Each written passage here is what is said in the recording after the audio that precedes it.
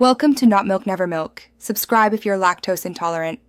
In this video, I will explain how to use less water. Let's start in the bathroom, where small changes make a big difference. Aim for showers lasting 5 minutes or less. This alone can save over 1,000 gallons monthly. Remember to turn off the tap while brushing your teeth or shaving, saving 4 gallons per minute. Installing low-flow fixtures can cut water use by 30 to 50%, and checking for toilet leaks is crucial for preventing silent waste. Moving to the kitchen and laundry room, efficiency is key. Always run your dishwasher and washing machine with full loads to get the most out of each cycle. A modern washer uses around 15 to 25 gallons.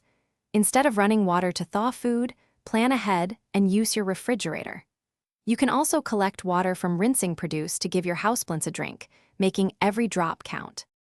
Outdoors, smart watering practices can save a lot. Water your lawn and garden during the cooler parts of the day, like early morning or late evening, to prevent evaporation.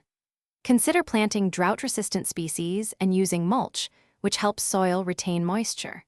When washing your car, opt for a bucket and sponge instead of a continuously running hose. This simple switch can save dozens of gallons of water with each wash. Finally, detecting and fixing leaks is paramount. Regularly inspect all faucets, shower heads, and pipes for any visible drips or moisture. A great way to find hidden leaks is to check your water meter, then avoid using any water for 2 hours and check it again. If the reading has changed, you likely have a leak. Even a slow drip can waste 20 gallons daily, so prompt repairs are essential for significant savings. Thanks for watching. If this was helpful, leave a like and consider subscribing. See you next time.